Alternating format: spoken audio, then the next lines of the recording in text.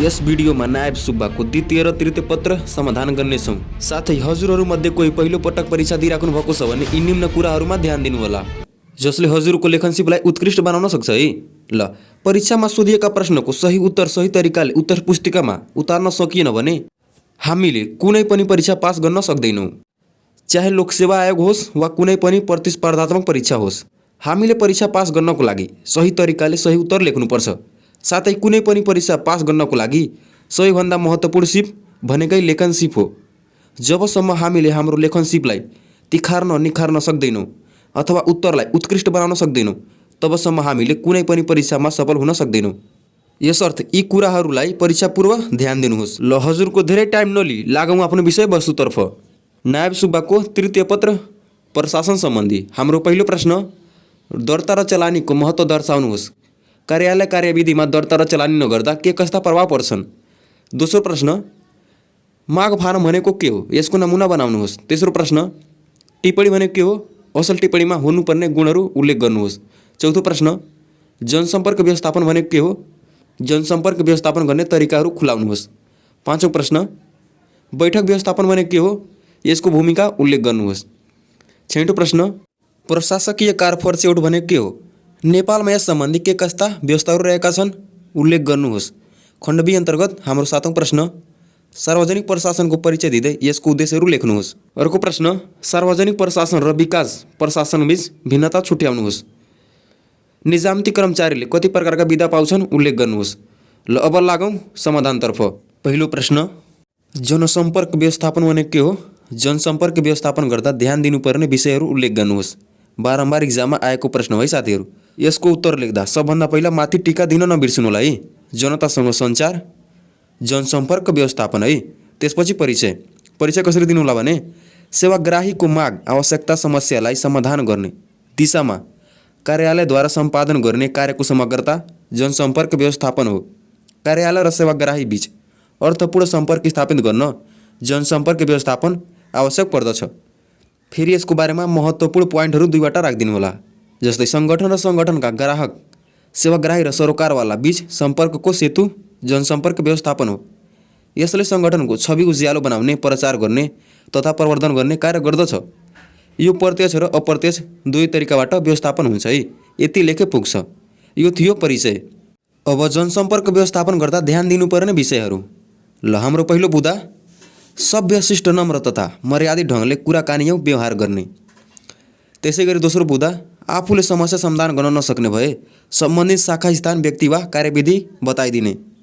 तेस्रो, सेवाग्राही तथा सरोकारवाला सबैसँग परिपक्व र विश्वसनीय आचरण र व्यवहार प्रदर्शन गर्ने। अर्को बुँदा, सेवाग्राहीको कार्य गर्न समय लाग्ने भएमा पत्र पत्रिका दिएर प्रतीक्षा गर्न अनुरोध गर्ने। अर्को, गर्न नसक्ने कार्यको बारेमा विनम्रतापूर्वक उचित कारणसहित स्पष्ट पार्ने। अर्को, प्रचलित कानुन विधिको पालना गर्ने। अर्को, सस्तो लोकप्रियताको लागि असम्भव कुरा नगर्ने। अर्को बुँदा, सरोकारवालालाई उचित आधार अभिवादन गर्ने। त्यसै गरी अर्को बुँदा, उचित ढङ्गले सेवाग्राहीका कुरा सुन्ने, सुनाउने, बुझ्ने, बुझाउने है। 5 नम्बरको प्रश्नमा कम्तीमा 6 भन्दा बढी बुँदाहरू लेख्नै पर्छ है। अब अन्तिममा लेख्नुपर्छ निष्कर्ष है। निष्कर्ष नलेखेपछि उत्तर अधुरो हुन्छ है। निष्कर्षमा सङ्गठन र सङ्गठनका ग्राहक, सेवाग्राही र सरोकारवाला बीच सम्पर्कको सेतु जनसम्पर्क व्यवस्थापन हो। पहिला परिचय दिइहाल्नुहोला। त्यसपछि भविष्यमा गर्नुपर्ने कार्य सम्बन्धी सुझाव दिइहाल्नुहोला है। जस्तै उल्लेखित प्रक्रियाको अवलम्बन गरेमा यसले सङ्गठनको छवि उज्यालो बनाउने, प्रचार गर्ने तथा प्रवर्धन गर्ने कार्य गर्दछ है। यति लेखे पुग्छ। ल, अब जाउँ दोस्रो प्रश्नतर्फ। यी सबै प्रश्नको उत्तर आफ्नो कपीमा टिपोटो गर्दै जानुहोला है। दोस्रो प्रश्न, दर्ता र चलानीको महत्त्व दर्शाउनुहोस्। कार्यालय कार्यविधिमा दर्ता र चलानी नगर्दा के कस्ता प्रभावहरू पर्छ?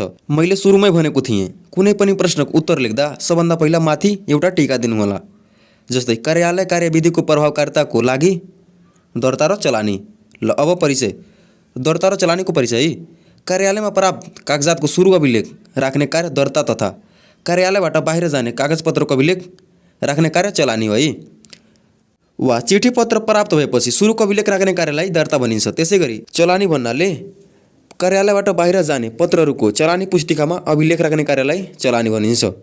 तर दुईवटा लेख्नु पर्दैन है। त्यसै गरी दर्ता र चलानीको महत्त्व।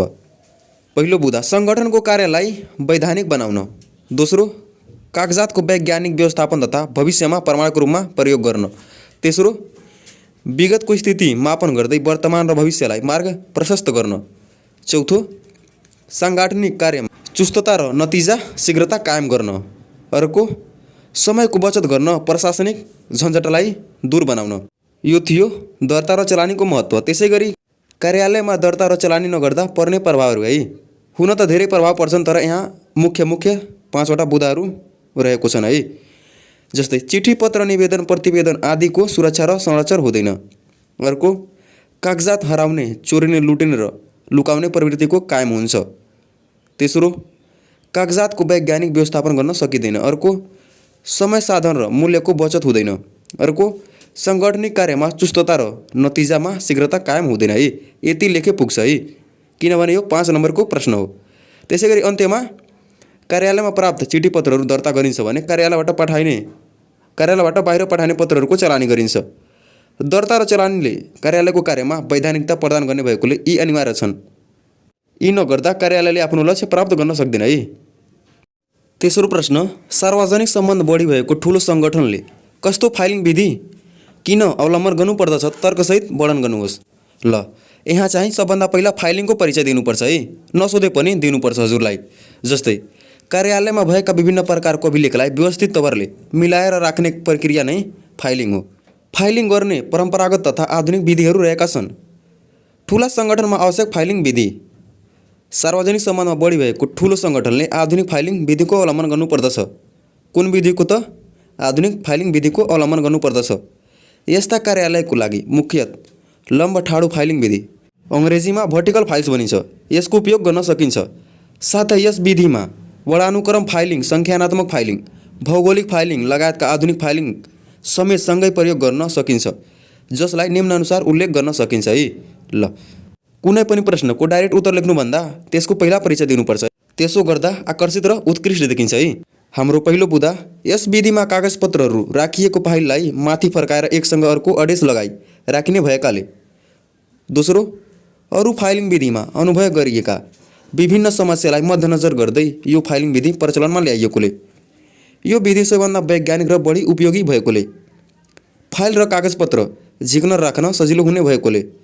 धेरै कागजात हुने ठुला कार्यालयमा समेत छिटो कागजपत्र पत्ता लगाउन सकिन्छ। सरल फाइल पत्ता लगाउन सजिलो लचक हुने भएकोले यसमा कागजपत्र सुरक्षित राख्न सकिने भएकोले। यद्यपि बीचको फाइल निकाल्न अप्ठ्यारो, अर्को व्यक्तिलाई फाइल पत्ता लगाउने गाह्रो, फाइल वा कागजपत्र झिक्न बढी समय लाग्ने, क्रम मिलाउन गाह्रो लगायतका बेफाइदा यस फाइलिङ प्रणालीको रहेका छन् है। फाइदाको साथसाथ बेफाइदा पनि रहेको छ है। कसको त? आधुनिक फाइल प्रणालीको। ल अब जाउँ निष्कर्षतर्फ। अन्त्यमा सार्वजनिक सम्बन्ध बढी भएको ठुलो सङ्गठनले आधुनिक फाइलिङ विधिहरूको संयोजन गर्दै भर्टिकल फाइलिङ विधिको प्रयोग गरेमा फाइल व्यवस्थापन प्रभावकारी हुने देखिन्छ। यति लेख्दा 4 भन्दा बढी मार्क पाउने सम्भावना देखिन्छ है। चौथो प्रश्न अभिलेख व्यवस्थापन भनेको के हो? अभिलेख व्यवस्थापनको महत्त्व उल्लेख गर्नुहोस्। ल सुरुमा के लेख्नुपर्छ? टीका दिनुपर्छ है माथि। जस्तै अभिलेखको जीवनचक्रलाई नियन्त्रण गर्ने कला। अब परिचयमा कार्यालयमा कागजात प्राप्त भएपछि जतन गरी राख्ने हो, प्रयोगविहीन भएपछि धुल्याउने सम्मका क्रियाकलापलाई अभिलेख व्यवस्थापन भनिन्छ। अभिलेखको सङ्कलन, वर्गीकरण, संरक्षण, सम्बन्धन गर्ने, व्यवस्थित गर्ने पद्धति नै अभिलेख व्यवस्थापन हो। अभिलेख व्यवस्थापनको सुरुवात बाह्य कार्यालय तथा स्रोतबाट प्राप्त सूचना तथा चिठीपत्रको दर्ताबाट हुन्छ। दर्ताले अभिलेख व्यवस्थापनको आधारको रूपमा कार्य गर्दछ। त्यसै गरी अर्को पोइन्ट, त्यस्तै कार्य सम्पन्न भएका बिउडर वा अन्य कार्यालय तथा क्षेत्रमा पठाइएका सूचीबद्ध अभिलेख चलानीको माध्यमबाट गरिन्छ। ल यो थियो अभिलेखको परिचय है। ल प्रश्नमा 2 कुरा मागेको छ है। अभिलेख व्यवस्थापनको महत्त्व र आवश्यकता एउटै हो है, त्यहाँ चाहिँ नझुक्नु होला। ल महत्त्वमा लेख्दाखेरि अभिलेखको व्यवस्थित र वैज्ञानिक ढङ्गले सङ्कलन र संरक्षण गर्ने। अर्को चाहिएको बेला सहज किसिमले प्राप्त हुन सक्ने गरी मिलाएर राख्ने। अर्को महत्त्वका आधारमा संरक्षण गर्नुपर्ने र थाङ्को लगाउनुपर्ने अवधि निर्धारण गर्ने। अर्को पोइन्ट अभिलेख संरक्षणको दायित्व सुसम्पन्न गरी हस्तान्तरण गर्ने। अर्को पोइन्ट अनुसन्धान कार्यलाई सहयोग पुर्याउने। त्यसै गरी हाम्रो अन्तिम पोइन्ट भावी योजना तथा कार्यक्रम तर्जुमाको लागि आधार तयार गर्ने है। ल यो थियो महत्त्व आवश्यकता। अब अन्तिममा के लेख्नुपर्छ? निष्कर्षमा कार्यालय कार्यविधिमा प्रभावकारिता मार्फत उद्देश्य हासिल गर्न अभिलेख व्यवस्थापनको आवश्यकता पर्दछ है। पाँचौं प्रश्न, कस्ता अधिकार प्रत्यायोजन गर्न सकिन्छ? प्रत्यायोजन भनेको हस्तान्तरण है। अधिकार प्रत्यायोजनका सीमाहरू समेत उल्लेख गर्नुहोस्। अब यसको उत्तर लेख्दाखेरि माथि एउटा ट्याग वा एउटा टीका दिनुपर्छ है। अनिवार्य त होइन, तर आकर्षक बनाउनको लागि एउटा टीका दिइहाल्नुपर्छ। ल, अधिकार प्रत्यायोजनको परिभाषा। माथिल्लो निकाय वा पदाधिकारीले आफूमा भएको केही प्रशासनिक अधिकार माथतका निकाय वा पदाधिकारीलाई हस्तान्तरण गर्ने कार्य अधिकार प्रत्यायोजन हो। यो प्रिन्सिपल अफ हेरेसरी सिद्धान्तसँग सम्बन्धित छ। जस्तै प्रमुख जिल्लाधिकारीले नागरिकता जारी गर्ने कार्य सहायक प्रमुख जिल्लाधिकारीलाई हस्तान्तरण गर्नु अधिकार प्रत्यायोजन हो। फेरि सुन्नुहोस् है, माथिल्लो निकाय वा पदाधिकारीले आफूमा भएका केही प्रशासनिक अधिकार माथतका निकाय वा पदाधिकारीलाई हस्तान्तरण गर्ने कार्य अधिकार प्रत्यायोजन हो है। ल, अब प्रत्यायोजन गर्न सक्ने केही अधिकारहरू।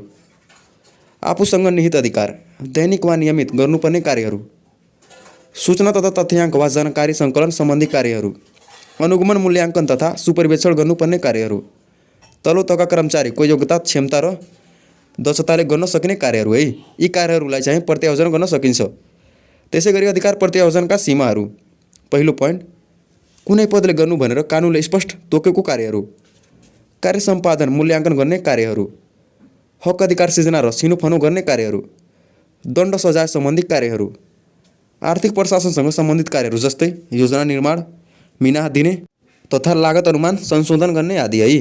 अब लास्टमा के लेख्नुपर्छ? कन्क्लुजन, निष्कर्ष लेख्नुपर्छ है। निष्कर्षमा अधिकार मातहतका निकाय वा पदाधिकारीलाई हस्तान्तरण गर्ने कार्य अधिकार प्रत्यायोजन हो। प्रशासकीय अधिकारीले प्रचलित कानुन व्यवस्था समेतको अधीनमा रही अधिकार प्रत्यायोजन सम्बन्धी निर्णय गरेमा प्रत्यायोजित अधिकारको दुरुपयोग हुनबाट रोक्न सकिन्छ है। यो थियो कन्क्लुजन। ल, अब लागौँ अर्को प्रश्नतर्फ। 6औं प्रश्न, सार्वजनिक निकायमा गुनासो व्यवस्थापन किन गरिन्छ? सुशासन ऐन 2064 र नियमावली 2065 मा गुनासो व्यवस्थापन सम्बन्धमा रहेका व्यवस्थाहरू उल्लेख गर्नुहोस् है। यो चाहिँ 10 मार्कको प्रश्न हो है साथीहरू। ल, यसको उत्तर लेख्दाखेरि सबभन्दा पहिला माथि एउटा टीका दिनु होला है। शून्य र सुधार्ने कार्य गुनासो व्यवस्थापन। ल, अब यसको परिचय। गुनासोलाई उचित समयमा उचित तरिकाले सम्बोधन गर्ने तथा समाधान गर्ने कार्य प्रक्रिया तथा पद्धति गुनासो व्यवस्थापन हो। यो सेवा ग्राहीको गुनासो सम्बन्धमा जवाफदेही भएर समयमै समाधान खोज्ने तथा आगामी दिनमा त्यस्ता गुनासो आउनेतर्फ सचेत रहने कार्य हो है। फेरि सुन्नुहोस्, गुनासोलाई उचित समयमा उचित तरिकाले सम्बोधन गर्ने तथा समाधान गर्ने कार्य प्रक्रिया वा पद्धति गुनासो व्यवस्थापन हो। यो सेवा ग्राहीको गुनासो सम्बन्धमा जवाफदेही भएर समयमा नै समाधान खोज्ने तथा आगामी दिनमा त्यस्ता गुनासो आउनेतर्फ सचेत रहने कार्य गुनासो है। सार्वजनिक निकायमा गुनासो व्यवस्थापन गर्नुका कारण। ल, पहिलो पोइन्ट, सेवाग्राही तथा नागरिकका समस्याको पहिचान गरी त्यसको समयमै समाधान गर्न। सेवाग्राहीलाई जनकेन्द्रित, जनमैत्री तथा जन उत्तरदायी बनाउन। अर्को, सेवा प्रवाह सम्बन्धी कमी कमजोरी पहिचान गरी सुधार गर्न। अर्को, सार्वजनिक सेवा प्रवाहमा गुणस्तरीयता प्रवर्धन गर्न। अर्को, सरकार तथा सेवा प्रदायक निकायको विश्वसनीयता बढाउन। अर्को, कर्मचारीहरूलाई जिम्मेवार र जवाबदेही बनाउन। अर्को, सेवा प्रवाहमा हुने बिचौलियाको अन्त्य गर्न, अनियमितता तथा भ्रष्टाचार हटाउन। अर्को, सेवा प्रवाहमा जनसहभागिता अभिवृद्धि गर्न। अर्को, सेवाग्राहीको माग र आवश्यकताहरूको पहिचान गरी त्यसै अनुरूप नीति योजनाहरू निर्माण गर्न। अन्तिम पोइन्ट, विधिको शासन र सुशासन संस्थागत गर्न है। हजुरहरू इक्जाममा यति नलेख्नु होला, 2-3वटा कमै लेख्नु होला है। ल, त्यसै गरी गुनासो व्यवस्थापन सम्बन्धमा रहेका व्यवस्थाहरू। गुनासो व्यवस्थापन सम्बन्धमा रहेका व्यवस्था। सुशासन ऐन 2064 को दफा 31 र नियमावली 2065 को नियम 20 गुनासो व्यवस्थापन सम्बन्धी व्यवस्थाहरू रहेका छन्, जसलाई निम्नानुसार प्रस्तुत गरेको छु। प्रत्येक मन्त्रालय, विभाग तथा सरकारी निकाय एवं कार्यालयमा सो मन्त्रालय, विभाग तथा सरकारी निकाय एवं कार्यालयले सम्पादन गरेको काम कारबाहीको गुणस्तर, प्रभावकारिता तथा त्यसमा हुन सक्ने अनियमितताको सम्बन्धमा गुनासो सुन्न सबैले देख्ने ठाउँमा गुनासो पेटिका राख्नुपर्नेछ। गुनासो पेटिकामा जोसुकैले गुनासो पेश गर्न सक्नेछ। दोस्रो, पेश भएका गुनासो व्यवस्थापन गर्नका लागि मन्त्रालय, विभाग तथा सरकारी निकाय कार्यालयका जिम्मेवार अधिकृतले प्रत्येक 3 दिनमा एकपटक अन्य कर्मचारीको रोबरमा गुनासो पेटिका खोल्नुपर्ने र प्राप्त भएका गुनासो तथा सुझाव मनासिब रहेको पाइएमा त्यसको समुचित व्यवस्थापन गर्ने आवश्यक कारबाही गर्नुपर्ने। अर्को, प्राप्त भएका गुनासो सम्बन्धी मन्त्रालय, विभाग तथा सरकारी निकाय कार्यालयको कार्यसँग सम्बन्धित नभई त्यस्तो मन्त्रालय, विभाग तथा सरकारी निकाय कार्यालयको प्रमुखको वैयक्तिक आचरण सम्बन्धित रहेछ भने सोको विवरण माथिल्लो निकायमा पठाउनु पर्नेछ। गरिएको कारबाहीको जानकारी सम्बन्धित सूचना पार्टीमा टाँस्नुपर्ने छ। सम्बन्धित मन्त्रालय विभाग तथा सरकारी निकायौँ कार्यालयको काम कारबाहीसँग असम्बन्धित विषयको गुनासो प्राप्त भएमा गुनासो दिने सम्बन्धित व्यक्ति पहिचान भएको रहेछ भने निजलाई सो जानकारी दिई फिर्ता गर्ने र पहिचान भएको रहेनछ भने सो विवरण सम्बन्धित मन्त्रालय तथा विभाग सरकारी निकायौँ कार्यालयको सूचना पार्टीमा टाँस्नुपर्नेछ है। त्यसै गरी ऐनको दफा 31 बमोजिमको गुनासो व्यवस्थापनका लागि प्रत्येक मन्त्रालय विभाग सरकारी निकाय तथा कार्यालयमा गुनासो सुन्ने जिम्मेवार अधिकारी तोक्नुपर्छ। सरकारी निकायले गुनासो सुन्नका लागि निःशुल्क टेलिफोन वा अनलाइन सेवा वा अन्य उपयुक्त माध्यमको व्यवस्था गर्न सक्ने। गुनासो सुन्ने जिम्मेवार अधिकारीले गुनासो प्राप्त भएको मितिले 24 घण्टाभित्र गुनासो व्यवस्थापनका लागि आफ्नो सुझावसहित कार्यालय प्रमुख समक्ष पेश गर्नुपर्ने। हाम्रो अन्तिम पोइन्ट, प्राप्त हुन आएको गुनासो व्यवस्थापनका लागि कार्यालय प्रमुखले तत्काल आदेश दिनुपर्ने र यसरी आदेश भएकोमा सो आदेश बमोजिमको गुनासो व्यवस्थापन गरी गुनासोकर्तालाई जानकारी दिनु गुनासो सुन्ने जिम्मेवार अधिकारीको कर्तव्य हुने। निष्कर्षमा सङ्गठनमा नागरिक वडापत्र गुनासो सुन्ने अधिकारी गुनासो पेटिका आदि व्यवस्था गरेर गुनासो व्यवस्थापनको कार्य गरिन्छ। सुशासन ऐन र नियमावलीमा भएका उल्लेखित व्यवस्थाहरूको प्रभावकारी कार्यान्वयनबाट सार्वजनिक निकायको छवियौँ प्रतिष्ठामा वृद्धि हुने देखिन्छ है। यो थियो निष्कर्ष है। 10 नम्बरको प्रश्नमा 2 पाना वा 2 भन्दा बढी पाना उत्तर लेख्नै पर्छ है। ल अब लागौँ अर्को प्रश्नतर्फ। खण्ड बी अन्तर्गतको 7औं प्रश्न, म्याकग्रेगले प्रतिपादन गरेका उत्पीडना सम्बन्धी थ्योरी एक्स र थ्योरी वाई बीचमा रहेका भिन्नता छुट्याउनुहोस्। सबभन्दा पहिला परिचय दिनुपर्छ है। जस्तै उत्पीडना सङ्गठनमा आबद्ध कर्मचारीहरूमा काम गर्ने तीव्र इच्छा, चाहना, लगाव तथा जागरण सिर्जना गराई काम गर्न उत्साहित गर्नु उत्पीडना हो। यो सङ्गठनको उद्देश्य हासिल गर्न कर्मचारीलाई कडा मेहनत गर्न प्रेरित गर्ने कला हो है। यति लेखे पनि पुग्छ है। अब थ्योरी एक्स र थ्योरी वाई बीचमा रहेका भिन्नता। ग्रेगरका अनुसार व्यवस्थापनका मानवीय साधनलाई हेर्न परम्परागत र आधुनिक दृष्टिकोणहरू छन्। म्याकग्रेगरको एक्स र वाई सिद्धान्तका बीच आधारभूत भिन्नतालाई निम्नानुसार उल्लेख गरिएको छ। ल भिन्नताको आधार थ्योरी एक्स र थ्योरी वाई। ल थ्योरी एक्स, कार्य र कर्मचारीहरूप्रति नकारात्मक धारणा बोकेका परम्परागत दृष्टिकोण एक सिद्धान्त हो। थ्योरी वाई, कार्य र कर्मचारीप्रति सकारात्मक धारणा बोकेको आधुनिक दृष्टिकोण वाई सिद्धान्त हो है। कर्मचारीको प्रवृत्ति थ्योरी एक्स, काम गर्न मन नपराउन, पन्छाउने, परिवर्तनलाई अस्वीकार गर्ने। थ्योरी वाई, काम गर्न मन पराउने, काम नपन्छाउने, परिवर्तनलाई स्वीकार गर्ने। नियन्त्रण थ्योरी एक्स, व्यवस्थापकीय नियन्त्रणमा जोड दिन्छ। थ्योरी वाई, कर्मचारीद्वारा आत्मनियन्त्रणमा जोड दिन्छ। जोड थ्योरी एक्स, सङ्गठनात्मक लक्ष्यमा जोड दिन्छ। थ्योरी वाई, सङ्गठनात्मक र व्यक्तिगत दुवै लक्ष्यमा जोड दिन्छ। महत्त्वाकांक्षा थ्योरी एक्स, केवल सुरक्षामा जोड दिन्छ। थ्योरी वाई, सृजनशीलतामुखी असीमित आकाङ्क्षाहरू हुन्छन्। निर्देशन थ्योरी एक्सको, सुपरिवेशकद्वारा दिएको औपचारिक निर्देशनको पालना हुन्छ। थ्योरी वाई, कर्मचारीद्वारा निर्धारण गरिएका आत्मनिर्देशनको पालनामा जोड दिन्छ। अन्तिममा उदाहरण जस्तै कर्मचारीहरू कार्यविवरण अनुसार परिचालित हुनु। थ्योरी वाई, कर्मचारीहरू कार्यविवरणका अतिरिक्त आफै थप सृजनशील कार्य गर्नु। र अन्त्यमा ग्रेगरले विकास गरेको थ्योरी एक्स र थ्योरी वाई बीचमा आधारभूत भिन्नता भए तापनि दुवैले सङ्गठनको उद्देश्य हासिल गर्न योगदान गर्दछन् है। यो थियो निष्कर्ष। अब लागौँ 8औं प्रश्नतर्फ। लोकसेवा आयोगको अध्यक्ष वा सदस्य पदमा नियुक्तिका लागि योग्यता उल्लेख गर्दै कस्तो अवस्थामा लोकसेवा आयोगको अध्यक्ष वा सदस्यको पद रिक्त हुने व्यवस्था रहेको छ चर्चा गर्नुहोस्। सबभन्दा पहिला परिचय दिनुपर्छ है लोकसेवा आयोग।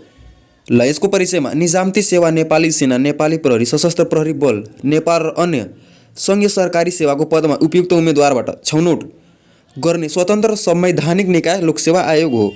साथै स्थापना पनि लेखिदिनुला है। लोकसेवा आयोगको स्थापना चाहिँ 2008 असार 1 गते भएको है।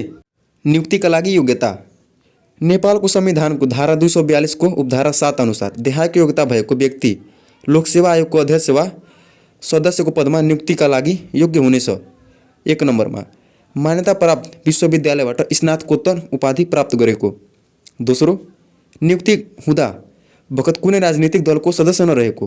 तेस्रो, 45 वर्ष उमेर पुरा भएको र अन्तिममा उच्च नैतिक चरित्र भएको। त्यसै गरी लोकसेवा आयोगको अध्यक्ष वा सदस्यको पद रिक्त हुने अवस्था नेपालको संविधानको धारा 242 को धारा 6 अनुसारको देहायको कुनै अवस्थामा लोकसेवा आयोगको अध्यक्ष वा सदस्यको पद रिक्त हुनेछ। 1 नम्बरमा निजले राष्ट्रपति समक्ष लिखित राजीनामा दिएमा। निजको उमेर 65 वर्ष पुरा भएमा निजको विरुद्ध धारा 101 बमोजिम महाभियोगको प्रस्ताव पारित भएमा शारीरिक वा मानसिक अस्वस्थताको कारण सेवामा रही कार्य सम्पादन गर्न असमर्थ रहेको भनी संवैधानिक परिषदको सिफारिसमा राष्ट्रपतिले पदमुक्त गरेमा साथै निजको मृत्यु भएमा र अन्त्यमा योग्यता प्रणालीको संरक्षक लोकसेवा आयोग हो। यसको अध्यक्ष वा सदस्यको पद नियुक्तिका लागि योग्यता र पद रिक्त हुने अवस्थाबारे संविधानमा नै व्यवस्था गरिएको छ। निर्णय सिद्धान्तहरू उल्लेख गर्दै निर्णय प्रक्रिया सम्बन्धमा सरकारी निर्णय प्रक्रिया सरलीकरण निर्देशिका 2065 मा भएका व्यवस्थाहरू उल्लेख गर्नुहोस्। ल यसको उत्तर लेख्दाखेरि सबभन्दा पहिला के गर्नुपर्छ? टीका दिनुपर्छ है माथि। प्रशासनिक कार्य सम्पादनको आधार निर्णय निर्माण। अब परिचयमा निर्णय 2 वा 2 भन्दा बढी विकल्पबाट उत्तम विकल्प छनौट निर्णय हो। विकल्पविहीन अवस्थामा पनि निर्णय गर्नुपर्ने हुन्छ। निर्णय प्रक्रिया र त्यस सम्बन्धी कला निर्णय निर्माण हो। निर्णयका सिद्धान्तहरू विवेकशीलताको सिद्धान्त, अभिवृद्धिको सिद्धान्त, मिश्रित लेखाजोखाको सिद्धान्त, जनमतको सिद्धान्त, सहभागिताको सिद्धान्त, परिस्थितिमूलक सिद्धान्त र अन्त्यमा अन्तर्ज्ञानको सिद्धान्त। त्यसै गरी सरकारी निर्णय प्रक्रिया सरलीकरण निर्देशिका 2065 मा भएका व्यवस्थाहरू। पहिलो, आफ्नो क्षेत्र अधिकारभित्रको निर्णय पञ्चायतमा विभागीय कारबाही गर्न सकिने, जुनसुकै विषयमा गरिएको निर्णयको अभिलेख राख्नुपर्ने, नीतिगत वा महत्त्वपूर्ण प्रशासकीय कार्य निर्णय बाहेक अन्य विषयका निर्णयमा टिप्पणी प्रयोग नगरिने। अर्को, कानुनमा स्पष्ट उल्लेख भएको विषयमा राय परामर्श माग्न नहुने। अर्को, कानुनमा स्पष्ट उल्लेख भएको वा एक पटक राय लिइसकेको विषयमा लगातार 3 पटकसम्म राय वा परामर्श मागेमा त्यस्तो पदाधिकारी उपर कानुन बमोजिम कारबाही गरिने। र अन्तिममा राय परामर्श माग्दा, पठाउँदा वा निर्णय जानकारी गराउँदा छिटो र सस्तो माध्यमको प्रयोग गर्नुपर्ने। यति लेखेपछि हजुरहरू ढुक्कले राम्रो नम्बर पाउनुहुन्छ है। त्यसै गरी निष्कर्षमा निर्णय निर्माणलाई गुणस्तरीय, व्यवहारिक र कार्यान्वयन योग्य बनाउन निर्णय निर्माणका सिद्धान्तका साथै सरकारी निर्णय प्रक्रिया सरलीकरण निर्देशिका 2065 मा भएका व्यवस्थाको कार्यान्वयन तथा अवलम्बन आवश्यक पर्दछ। ल अब लागौँ अर्को प्रश्नतर्फ। 10औं प्रश्न, समूह गतिशीलता भनेको के हो? समूह विकासका चरणहरू उल्लेख गर्नुहोस्। सबभन्दा पहिला के लेख्नुपर्छ? माथि एउटा टीका दिनुपर्छ है उत्तर लेख्दाखेरि। जस्तै सामूहिक शक्तिको लागि समूह गतिशीलता। ल अब यसको परिचय। समूहका सदस्यको बीच अन्तर्क्रिया अन्तर्सम्बन्धको सशक्त अवस्था नै समूह गतिशीलता हो। यो सङ्गठनमा देखा पर्ने समस्या समाधान, समूह कार्य तथा नवप्रवर्तन मार्फत उत्पादकत्व बढाउने कार्यको समग्रता हो। यसले समूहको मनोवृत्ति र व्यवहारको ढाँचाहरूको अध्ययनलाई समेत जनाउँछ। अर्को पोइन्ट, सन् 1930 मा कुर्ट लेविनले सर्वप्रथम ग्रुप डाइनामिक शब्दको प्रयोग गरेका थिए है। समूह सदस्यहरूको जमात समूह साझा उद्देश्य प्राप्तिका लागि 2 वा 2 भन्दा बढी मानिस कार्यरत रहेको जमात समूह हो। समूह विकासका चरणहरू क नम्बरमा गठन, जसलाई अङ्ग्रेजीमा फर्मिङ भनिन्छ है। गठन अन्तर्गत के पर्छन्? गठनको उद्देश्यबारे जानकारी दिने, एक आपसमा परिचय गर्ने, समूह गठन गर्ने। त्यसै गरी दोस्रोमा रहेको छ द्वन्द्वको सिर्जना, मिलान, जसलाई अङ्ग्रेजीमा स्टर्मिङ भनिन्छ। यस अन्तर्गत छलफल र वादविवाद गर्ने, आफ्नो अभमति राख्ने। अर्को, यसलाई विचार मन्थनको चरण समेत भनिन्छ। त्यसै गरी ग नम्बरमा मान्यता बढाउने, जसलाई अङ्ग्रेजीमा नर्मिङ भनिन्छ। यस अन्तर्गत भूमिका, जिम्मेवारी र कार्यविधि स्पष्ट गर्ने। दोस्रो, यस चरणमा समूहका सदस्यले समूहको नियम, संरचना तथा मान्यता बुझ्ने कार्य गर्दछन्। त्यसै गरी घ नम्बरमा कार्य सम्पादन, जसलाई पर्फर्मिङ भनिन्छ है अङ्ग्रेजीमा। यस चरणमा समूहका सदस्यले समूहको नियम, संरचना तथा मान्यता बमोजिम उद्देश्य प्राप्तिका लागि केन्द्रित भएका हुन्छन्। र अन्तिममा विघटन। यस चरणमा अस्थायी सङ्गठन भए कार्य वा लक्ष्य सम्पन्न भएपछि समूह भङ्ग गरिन्छ। दोस्रो, स्थायी सङ्गठन निरन्तर चलिरहन्छ। र लास्टमा निष्कर्ष। समूह गतिशीलतालाई समूहका सदस्यबीचको अन्तर्क्रिया सामूहिक भावनाको विकासको रूपमा लिइन्छ। समूह विकासमा उल्लेखित चरणहरू समावेश हुन्छन्। उल्लेखित चरणहरूको क्रमबद्ध रूपमा निरन्तर चलिरहेका हुन्छन्। यो थियो कन्क्लुजन है। ल अब लागौँ अर्को प्रश्नतर्फ। यदि भिडियो हेर्दा हेर्दै यहाँसम्म आइपुग्नु भएको छ भने यो चाहिँ सफलताको लक्षण हो है साथीहरू।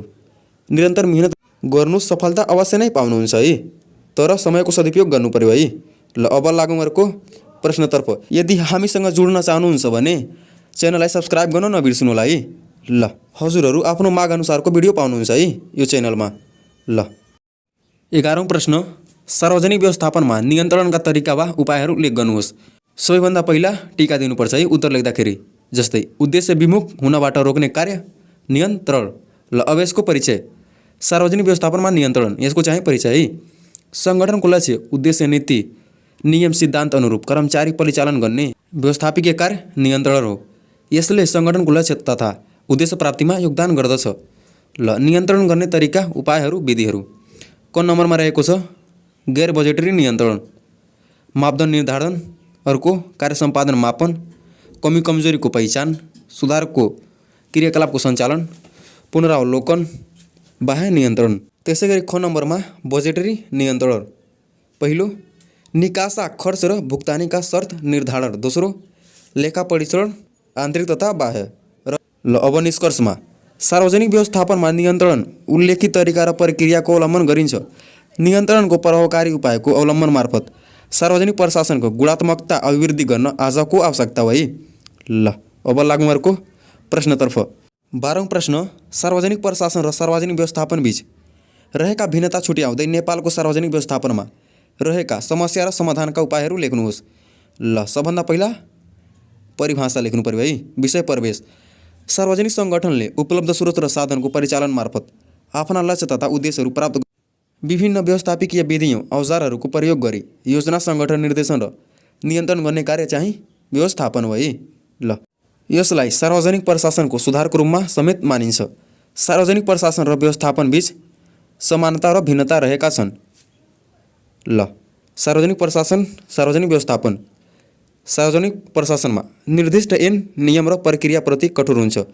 त्यसै गरी सार्वजनिक व्यवस्थापनमा नतिजाका लागि नियम र प्रक्रियाका सवालमा लचक हुन्छ।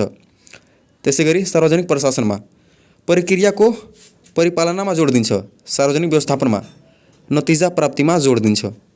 सार्वजनिक प्रशासनमा आदेश र नियन्त्रणमुखी कार्यशैली हुन्छ।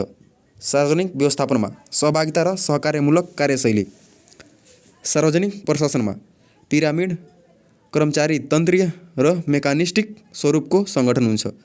त्यसै गरी सार्वजनिक व्यवस्थापनमा च्याप्टो, म्याट्रिक्स, नेटवर्क जस्ता स्वरूपको सङ्गठन हुन्छ। त्यसै गरी सार्वजनिक प्रशासनमा शक्ति र अधिकारको प्रयोगबाट अरूमाथि नियन्त्रण कायम गर्न भूमिका। सार्वजनिक व्यवस्थापनमा सहजकर्ता, प्रवर्धक र उत्प्रेरकका रूपमा रही अरूबाट काम गराउने भूमिका। त्यसै गरी सार्वजनिक प्रशासनमा प्रतिस्पर्धा जरुरी नठान्ने एकाधिकारी सोच र कार्यशैली हुन्छ। सार्वजनिक व्यवस्थापनमा आन्तरिक तथा बाह्य क्षेत्रसँग प्रतिस्पर्धा जोड दिन्छ। त्यसै गरी सार्वजनिक प्रशासनमा राजनीतिक नेतृत्वप्रति उत्तरदायी। सार्वजनिक व्यवस्थापनमा सेवाग्राहीप्रति उत्तरदायी। ल यो थियो चाहिँ समानता र भिन्नता सार्वजनिक प्रशासन र सार्वजनिक व्यवस्थापनमा। अब सार्वजनिक व्यवस्थापनका समस्याहरू। सार्वजनिक व्यवस्थापनका समस्याहरू। पहिलो दीर्घकालीन सोच, रणनीतिको विकास र प्रभावकारी कार्यान्वयन नभएको। दोस्रो पर्याप्त स्रोत साधनको प्रवर्धन नभएको। तेस्रो परम्परागत कार्यशैली तथा संस्कार विद्यमान रहेको। अर्को सबल र सक्षम नेतृत्वको विकास नभएको। अर्को सरकारी, निजी र सामुदायिक सङ्गठन बीचमा समन्वय, सहकार तथा साझेदारी नभएको। त्यसै गरी अर्को सेवा प्रवाहलाई एकद्वार बनाउन नसकिएको। अर्को निरन्तर अनुगमन, मूल्याङ्कन र पृष्ठपोषण नभएको। त्यसै गरी अर्को अन्तर्राष्ट्रिय स्तरमा भएका असल अभ्यासको आदान प्रदान तथा अनुसरण नभएको। अर्को शासन, विकास तथा सेवा प्रवाहमा सरकारवालाको अर्थपूर्ण सहभागिता नभएको है। यहाँ चाहिँ 2-3वटा बुदाहरू मैले बढाएर लेखेको छु है। तर हजुरहरू सबै नसार्नु होला है। हजुरलाई सजिलो लाग्ने बुदा मात्र टिप्पण गर्नु है। ल अब के आयो? सार्वजनिक व्यवस्थापनका समस्या समाधानका उपायहरू। सार्वजनिक व्यवस्थापनका समस्या समाधानका उपायहरू। पहिलो बुदा दीर्घकालीन सोच, रणनीतिको विकास र प्रभावकारी कार्यान्वयन गर्ने। दोस्रो पर्याप्त आर्थिक, भौतिक एवं मानवीय स्रोत साधनको प्रबन्ध गर्ने। अर्को नवीन व्यवस्थापकीय कला, सिप र प्रविधिको प्रयोग गर्ने। अर्को सबल र सक्षम नेतृत्वको विकास गर्ने। अर्को सरकारी, निजी र सामुदायिक सङ्गठनको परिचालन गर्ने। अर्को निरन्तर अनुगमन, मूल्याङ्कन र पृष्ठपोषण। अर्को सेवा प्रवाहलाई एकद्वार प्रणालीमा आबद्ध गराउने। ल अर्को कर्मचारी कार्य सम्पादन मूल्याङ्कनलाई 360 डिग्री बनाउने।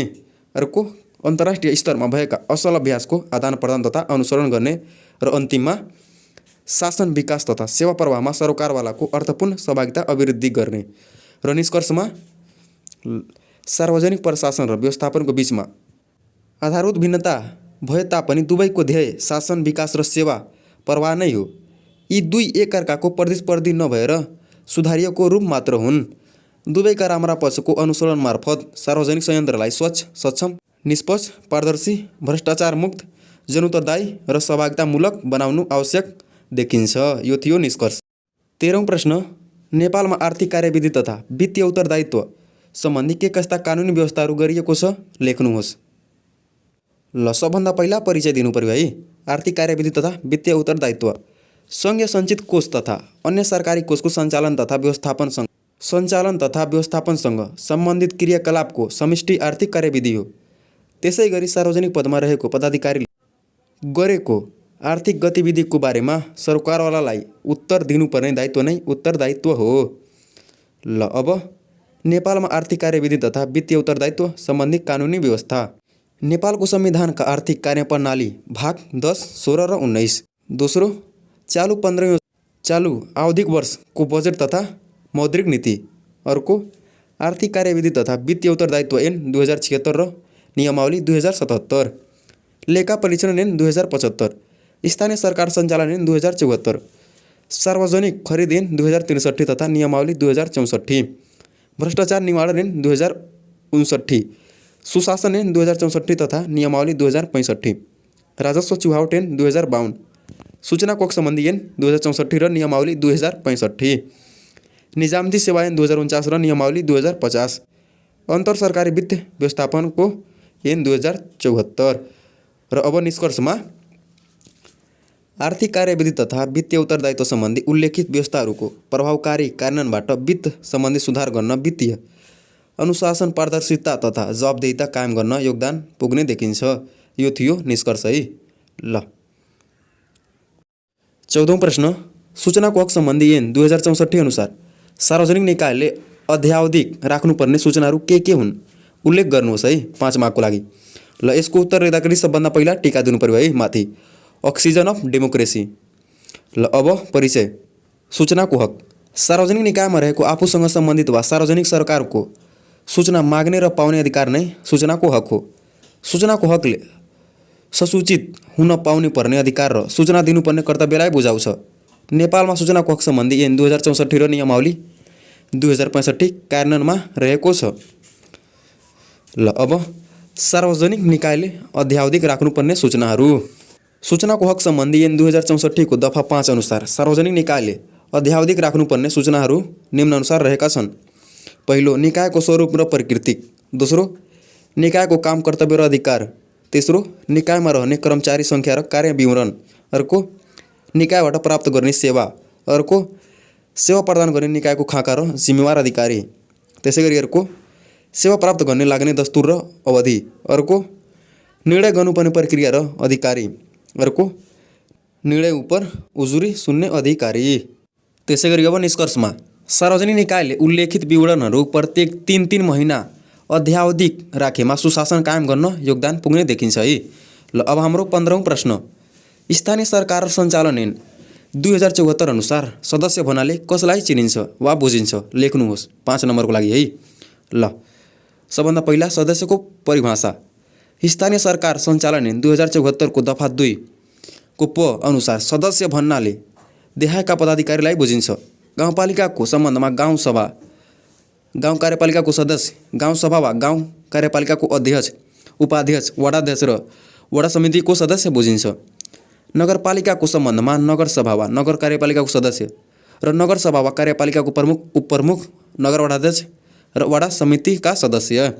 तेस्रो, जिल्ला सभाको सम्बन्धमा जिल्ला सभा तथा जिल्ला समन्वय समितिको सदस्य र जिल्ला सभाको प्रमुख र उपप्रमुख तथा जिल्ला समन्वय समितिको प्रमुख र उपप्रमुख। र अन्त्यमा स्थानीय सरकार सञ्चालन ऐन 2074 ले स्थानीय तहका निर्वाचित पदाधिकारीलाई सदस्यको रूपमा परिभाषित गरेको छ है। ल, 5 मार्कको लागि धेरै लेख्नु पर्दैन है। 16औं प्रश्न, छोटकरीमा टिप्पणी गर्नुहोस्। पहिला, विपद व्यवस्थापन, त्यसपछि सम्पत्ति शुद्धिकरण है। पहिलो विपद व्यवस्थापन, यसको चाहिँ परिचय दिनु पर्यो है। प्राकृतिक वा मानवीय रूपमा हुने विपद घट्ने नदिने, घटनाबाट हुन सक्ने क्षतिको रोकथाम वा कम गर्ने, घटना घटिसकेपछि उद्धार गर्नुका साथै पीडित जनजीवनको पुनर्वास, पुनर्स्थापना, विकाससम्मका सबै कार्यको व्यवस्थापन नै विपद व्यवस्थापन हो। विपदको पूर्व अनुमान तथा पहिचान गर्ने नीति, योजना, कार्यक्रम, प्रविधि र विवेकको सही प्रयोगबाट विपद आउने नदिने र आएमा त्यसको क्षति कम गर्ने व्यवस्थापकीय कार्य विपद व्यवस्थापन हो। अर्को, यस अन्तर्गत विपद पूर्व, विपदको समयमा तथा विपद पश्चात गर्ने कार्यहरू पर्दछन्।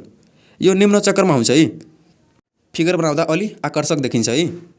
त्यसैगरी खमा सम्पत्ति शुद्धिकरण, गैर कानुनी रूपमा आर्जन गरेको सम्पत्ति जसलाई अवैध सम्पत्ति पनि भनिन्छ है, वैध बनाउने हो कानुनी रूपमा प्रदान गर्ने कार्य वा प्रक्रिया सम्पत्ति शुद्धिकरण हो।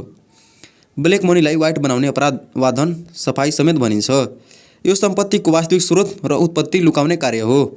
अरू बुँदा र निष्कर्षहरू आफै लेख्ने प्रयास गर्नु होला है। ल अब लागौँ अर्को प्रश्नतर्फ, हाम्रो अन्तिम प्रश्नतर्फ है। सार्वजनिक खरिद ऐनका मूलभूत विशेषता उल्लेख गर्दै परामर्श सेवा खरिद गर्दा तयार गर्नुपर्ने कार्यक्षेत्रफल शर्तमा समावेश गर्नुपर्ने विषयहरू उल्लेख गर्नुहोस्। 10 नम्बरको लागि है साथीहरू। सबभन्दा पहिला परिचय दिनु पर्यो है। ल, सार्वजनिक निकायहरूले आफ्नो जिम्मेवारी पूरा गर्न जनतालाई सेवा प्रवाह गर्न एवं देश विकासको कार्यहरू सञ्चालन गर्नका लागि आवश्यक पर्ने वस्तु तथा सेवा निर्माण कार्यको सरकारी कोष प्रयोग गरी प्राप्त गर्ने तरिका नै सार्वजनिक खरिद व्यवस्थापन हो। नेपालमा सार्वजनिक खरिद ऐन 2063 र नियमावली 2064 कार्यान्वयनमा रहेको छ। यति परिचय दिए पुग्छ है। अब सार्वजनिक खरिद ऐनका मूलभूत विशेषता। खरिद प्रक्रियामा प्रतिस्पर्धा, स्वच्छता, इमान्दारिता, जवाबदेहिता र विश्वसनीयता आदि प्रवर्धन गरी मितव्ययी तथा सार्वजनिक खर्चको अधिकतम प्रतिफल हासिल गर्न कानुन व्यवस्था गरेको। दोस्रो, सार्वजनिक निकायबाट भएको खरिद कार्यको चित्त नबुझेमा पुनरावलोकनका लागि अधिकार सम्पन्न सार्वजनिक खरिद पुनरावलोकन समितिको व्यवस्था गरिएको। तेस्रो, सबै सरकारी, अर्धसरकारी र सरकारी कोषको प्रयोग गरी हुने खरिद गर्ने र सबै निकायलाई सार्वजनिक निकायको रूपमा परिभाषित गरेको। अर्को, सार्वजनिक निकायले माल सामान निर्माण कार्य र परामर्श सेवा खरिद गर्दा ऐन बमोजिमको कार्यविधि पूरा गर्नुपर्ने व्यवस्था गरेको। अर्को, सार्वजनिक निकायले अपनाउने खरिद विधिबारे व्यवस्था गरेको। अर्को, सार्वजनिक खरिद प्रचलित कानुन बमोजिम हुनुपर्ने। र अन्तिममा, अधिकार प्राप्त अधिकारीको आदेश बेगर खरिद गर्न नपाइने व्यवस्था गरेको। र बाँकी छुटेका हजुरहरू आफै लेख्नु है। यो थियो नायब सुब्बाको तृतीय पत्र सामान्य प्रशासन सम्बन्धी है।